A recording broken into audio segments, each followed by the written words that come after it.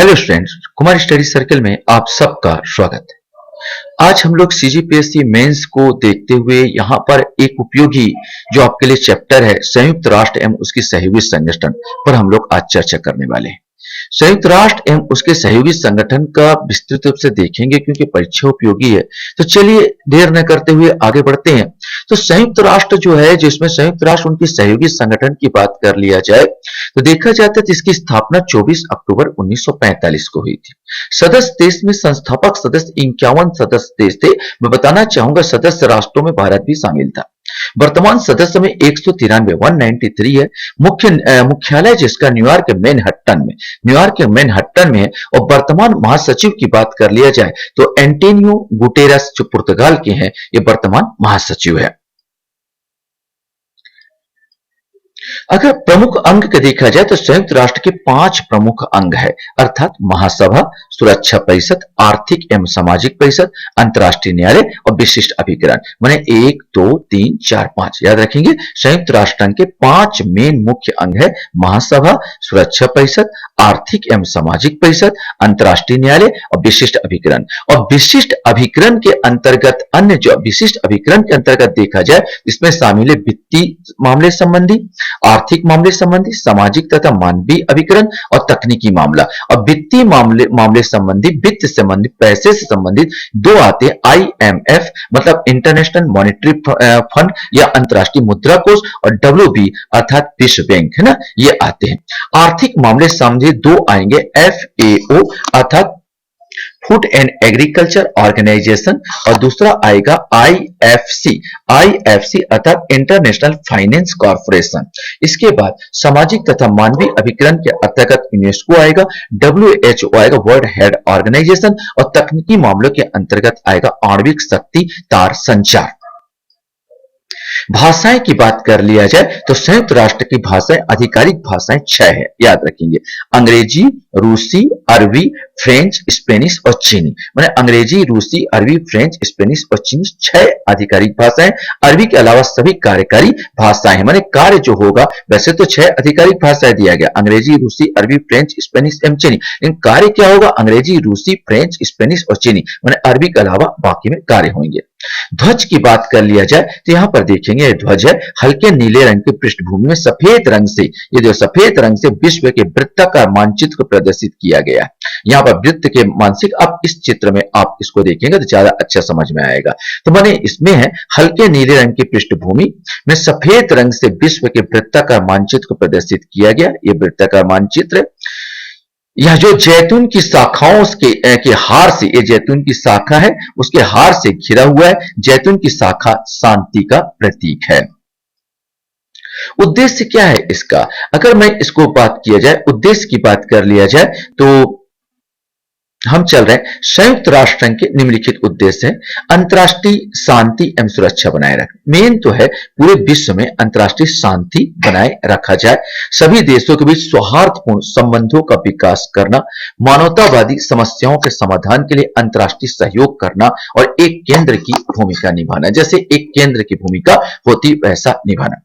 वर्तमान में आप देख रहे हैं कि रूस और यूक्रेन के मध्य युद्ध चल रहा है, लेकिन इनका जो संयुक्त राष्ट्र संघ का उतना ज्यादा नहीं हो पा रहा, दोनों मस्त युद्ध में लगे हुए हैं, संयुक्त राष्ट्र संघ नहीं रोक पा रहा। ये भी इसका महत्व थोड़ा सा घटता हुआ प्रतीत हमको नजर आ रहा है। इसका महत्व वर्तमान में उतना नहीं है जितना पहले हुआ करता था और जिस उद्देश्य से इसको बनाया गया था। लेकिन परीक्षा के दृष्टिकोण से आप लिख जरूर सकते हैं। आपको यह देखना है कि संयुक्त राष्ट्र का निम्नलिखित उद्देश्य है अंतर्राष्ट्रीय शांति एवं सुरक्षा बनाए रखना, सभी देशों के बीच सौहार्दपूर्ण संबंधों का विकास करना, मानवतावादी समस्याओं का समाधान के लिए अंतर्राष्ट्रीय सहयोग और एक केंद्र की भूमिका निभाना।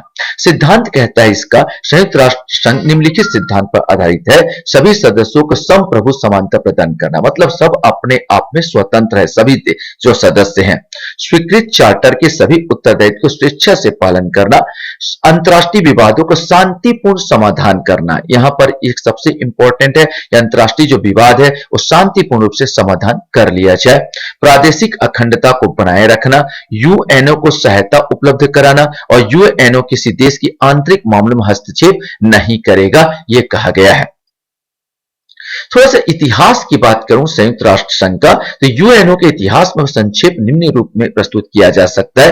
पूर्ववर्ती संस्था लीग ऑफ नेशन 1919 का प्रथम विश्व युद्ध के कारण बना था। मैंने एक संस्था और बनी थी जब 1919 का युद्ध हुआ था, मैंने 1919 से 1939 तक तब जब प्रथम युद्ध हुआ था, उसके बाद लोगों को लगा युद्ध बेकार चीज है। तब हमारे जितने दोस्त लोग यहाँ पर लीग ऑफ नेशंस का बनाया था। इसका काम भी था, संधि जो था वार्सा संधि के तहत बनाया गया था कि भाई जो अगला युद्ध ना हो, अगला विश्व युद्ध ना हो। लेकिन इसका परिणाम असफल रहा क्योंकि द्वितीय विश्व युद्ध हो गया।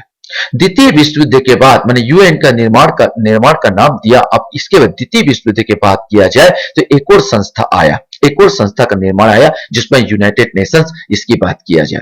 यूनाइटेड नेशंस अगर बोल दिया जाए तो द्वितीय विश्व युद्ध के कारण अटलांटिक संधि, जो अटलांटिक संधि हो रही थी, राष्ट्रपति, अमेरिकी राष्ट्रपति फ्रैंकलिन डी रूजवेल्ट और ब्रिटिश प्रधानमंत्री चर्चिल ना, ब्रिटिश प्रधानमंत्री चर्चिल जो अटलांटिक में वहां पर एक युद्धपोत था, वहां पर दोनों ने संधि किया था। सबसे पहले 26 देशों ने मिला था। 26 देशों के बाद मिलने के बाद फिर आगे का संधि इन लोग होते रहे। आधिक संधि में जो तेहरान की बात कर लिया जाए तो तेहरान में भी एक संधि हुई थी जिसमें अमेरिकी राष्ट्रपति रूजवेल्ट थे, अपने चर्चिल, ब्रिटेन के प्रधानमंत्री चर्चिल थे और रूस के जो मेन थे स्टर्लिन थे, इन तीनों के थे। इसके बाद चीन, इंग्लैंड ये सब शामिल थे और यहां पर भी हमने देखा तेहरान में एक संधि हुई थी। ये सब संधि को आगे बढ़ाते हुए माने इसी संधि को आगे तहत जो संस्था बना रही थी, संस्था हो रहा था, उसको अमेरिकी राष्ट्रपति ने यूएन, यूनाइटेड नेशन जो नाम दिया था, अमेरिकी राष्ट्रपति डी रूजवेल्ट नाम दिया था। इसके बाद जो सब संधियों का अंत जो हुआ याल्टा बैठक में, याल्टा बैठक 1945 में हुई थी जिसमें करीब 50 देशों ने भाग लिया था ना। संयुक्त राष्ट्र सम्मेलन 1945, 50 देशों के प्रतिनिधियों ने भाग लिया और घोषणा पत्र पर हस्ताक्षर 26 जून 1945 में हुआ और यूएनओ प्रभावी हुआ 24 अक्टूबर 1945 में। इसलिए हम लोग 24 अक्टूबर संयुक्त राष्ट्र संघ का दिवस का मनाया जाता है। एक एक चीज को डिटेल से अगर देखने की कोशिश करें तो महासभा की बात कर लिया जाए तो यह एक प्रकार का विश्व संसद है। जैसे भारत में होता है ना लोकसभा और राज्यसभा, तो यहां पर भी एक विश्व संसद है, कौन? महासभा। संयुक्त राष्ट्र का मुख्य विचार विमर्श निकाय है। ये इस मान्यता पर आधारित है कि शब्दों से लड़ा जाने वाला युद्ध तलवारों से लड़े जाने वाले युद्ध से श्रेष्ठ है। मैंने शब्दों से लड़ लो ना यार, बात विवाद कर लो ना, क्यों तलवार निकालते हो? आप खुद देख रहे हो, आप यहाँ पर यूक्रेन में कितने लोग मारे जा रहे हैं। यहाँ पर सदस्य संख्या सभी 193 देश है। इसमें जो भी यूएनओ का सदस्य वो महासभा का सदस्य होगा। मुख्यालय इसका न्यूयॉर्क है। संगठन में एक अध्यक्ष होता है और 21 उपाध्यक्ष होते हैं। अध्यक्षता प्रतिवर्ष चक्र अनुक्रम के आधार पर होती है, चक्रानुक्रम के आधार पर होती है। 5 भौगोलिक समूह अफ्रीका, लैटिन अमेरिका, एशिया, पूर्वी यूरोप, पश्चिमी यूरोप तथा अन्य देशों को बारी बारी सौंपा जाता है। बैठक प्रतिवर्ष सितंबर माह में इसकी बैठक, महासभा की बैठक आयोजित होती है। निर्णय जो भी होता है महत्वपूर्ण प्रश्न पर 2/3 बहुमत से निर्णय किया जाता है और साधारण प्रश्न पर साधारण बहुमत से निर्णय किया जाता है। महत्वपूर्ण प्रश्न में शांति, महत्वपूर्ण प्रश्न कौन कौन से? शांति एवं सुरक्षा संबंधित है। हो रहा है भाई बैठक। ये है कि हमने देखा है कि यहाँ पर चीन और भारत की बात कर लिया जाए, वो जैसे दोनों के पक्ष में, तो ना पक्ष में है ना विपक्ष में, एक वो माने भारत जो भूमिका निभा रहा है, माने ऐसा भूमिका निभा रहा है, ना पक्ष में है किसी का ना विपक्ष में, तटस्थ भूमिका निभा रहा है। चीन भी तटस्थ भूमिका निभा रहा है। यहाँ पर वोटिंग जो हो रहा है यहाँ पर रूस के खिलाफ, ऐसा नहीं कि चुपचाप बैठा है, ये हो रहा है, कार्रवाई होने की कोशिश किया जा रहा है। महत्वपूर्ण प्रश्न शांति एवं सुरक्षा में, बजट में नए सदस्यों के प्रवेश में यह निर्णय लिया जाता है। समितियां 6 मुख्य समितियां इसमें इसके तहत है। प्रशासनिक एवं बजट संबंधी समितियां, राजनीति एवं सुरक्षा संबंधी समितियां, कानूनी समितियां, आर्थिक एवं वित्तीय संबंधी समितियां, न्यास समितियां, सामाजिक, मानवीय एवं सांस्कृतिक समितियां। कार्य क्या है? महासभा के अंतर्गत आने वाले प्रत्येक विषय पर विचार करना, शांति सुरक्षा संबंधी प्रश्नों का सुझाव देना और बजट पर विचार विमर्श करना। दूसरा, सुरक्षा परिषद की बात कर लिया जाए तो सुरक्षा परिषद जो है इसका भी मुख्यालय न्यूयॉर्क में है। संरचना 15 सदस्य होते हैं। 5 स्थायी सदस्य होता है, अमेरिका, याद रखेंगे, अमेरिका, ब्रिटेन, रूस, फ्रांस और चीन, और 10 अस्थायी सदस्य होते हैं जिनका कार्यकाल 2 वर्षीय कार्यकाल है। वर्तमान में भारत 10 अस्थायी सदस्यों में शामिल है। यहाँ पर अनुपात 5 सदस्य अफ्रीका, एशिया से लिए जाएंगे, 2 सदस्य लैटिन अमेरिका से लिए जाएंगे, 2 सदस्य पश्चिमी देशों से और 1 सदस्य पूर्वी यूरोप से। इस प्रकार 10 सदस्य इसमें भाग लेते हैं। 10 सदस्य रहते हैं, हर 2 साल बाद बदल जाता है। वर्तमान में भारत इस 10 सदस्यों में शामिल है। मतदान की बात किया जाए तो अंतिम निर्णय के लिए सभी 5 स्थायी सदस्यों की स्वीकृति अनिवार्य होती है। यहाँ पर। और जटिल प्रश्नों का निर्णय के लिए 9 सदस्यों की स्वीकृति आवश्यक होती है एवं 5 स्थायी सदस्यों का शामिल होना आवश्यक है। यहाँ पर 5 स्थायी सदस्य शामिल हो तब जाके मतदान किया जाता है। कार्य क्या है? विश्व में शांति और सुरक्षा बनाए रखना, हथियारों की तस्करी को रोकना, आक्रमणकर्ता राज्य विरुद्ध सैन्य कार्रवाई करना, आक्रमण को रोकने या बंद करने के लिए राज्यों पर आर्थिक प्रतिबंध लगाना। वैसे रूसों पर बहुत ज्यादा आर्थिक प्रतिबंध वर्तमान में लगाए गए हैं।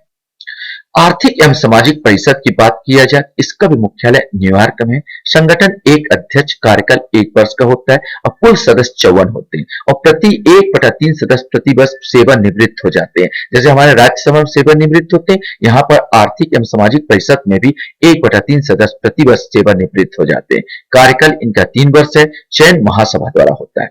उद्देश्य मानव की गरीबी, बीमारी, भूख व अन्य अभावों का निवारण करना।